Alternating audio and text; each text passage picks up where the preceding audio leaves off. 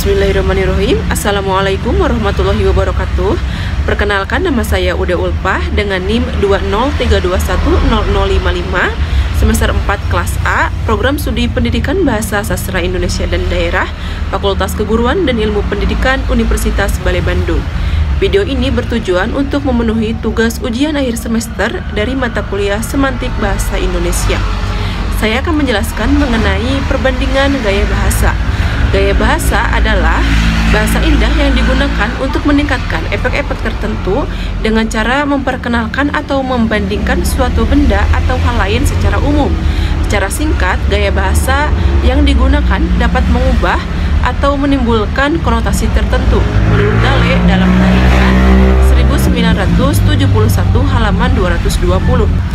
Nah, sedangkan menurut Hasan dalam Murtono 2010 halaman 15 menyebutkan gaya bahasa adalah pemanfaatan atas kekayaan bahasa oleh seseorang dalam bertutur atau menulis, pemanfaatan agam tertentu untuk meningkatkan efek-efek tertentu, keseluruhan ciri-ciri bahasa sekelompok penulis sastra, cara khas yang menyatakan pikiran atau perasaan yang dinyatakan dalam bentuk tulis maupun lisan.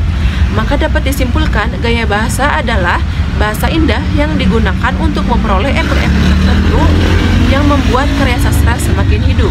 Ragam bahasa dibagi menjadi 4, 1 perbandingan, 2 perulangan, 3 pertentangan, dan yang keempat pertautan. Gaya bahasa perbandingan diantaranya 1 perumpamaan. Yang dimaksud perumpamaan kata simile dalam bahasa Inggris. Kata simile berasal dari bahasa Latin yang bermakna seperti. Contohnya, kerjanya seperti mesin tidak pernah berhenti. Yang kedua, metafora, yaitu kata-kata yang bukan makna sebenarnya, melainkan hanya lukisan berdasarkan pada persamaan atau perbandingan. Menurut Purwadarmanti dalam Tarigan 1976 halaman 648. Contohnya, wanita sukses itu dulunya dianggap sampah masyarakat. 3. Personifikasi, yaitu pengungkapan suatu benda mati seolah-olah memiliki sifat atau bertingkah laku layaknya manusia. Contohnya, air matanya berjalan di atas pipi ketika Nona sedang bersedih. Yang keempat, depersonifikasi. Nah, ini kebalikan dari personifikasi, di mana perbandingan manusia dengan bukan manusia atau benda. Contohnya, hatinya telah membeku. 5. Alegori, yaitu cerita yang dikisahkan dengan lambang-lambang merupakan metafora yang diperluas dan berkesinambungan.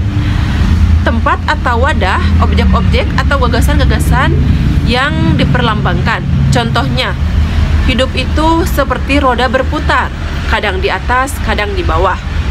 6. Antitesis, yang mengandung komparasi atau perbandingan 2 antonim yang mengandung ciri-ciri semantik yang bertentangan. Menurut Dakrot dan Todorov dalam Tarigan 1981 halaman 277. Contohnya, dia tertawa lepas saat aku sedang menangis. 7. Pleonasme, suatu acuan disebut pleonasme bila ada kata berlebihan dihilangkan tetapi artinya tetap utuh. Menurut Keraf dalam Tarigan 1985 halaman 133. Contohnya, Alika melihat kejadian itu dengan mata kepalanya sendiri. Nah, dengan mata kepalanya sendiri itu bisa dihilangkan. 8. Periprasis. Pada bahasa periprasis, kata-kata berlebihan itu dapat diganti dengan sebuah kata saja. Menurut Keraf dalam Tarigan 1975 halaman 134.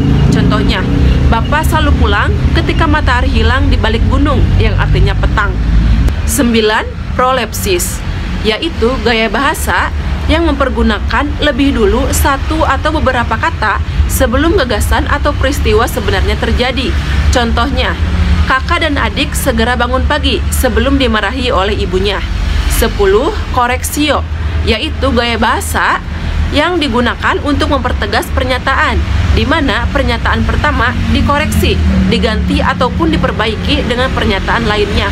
Contohnya, hujan turun sejak tadi sore. Relat, sejak tadi siang, hujan sudah turun sangat deras.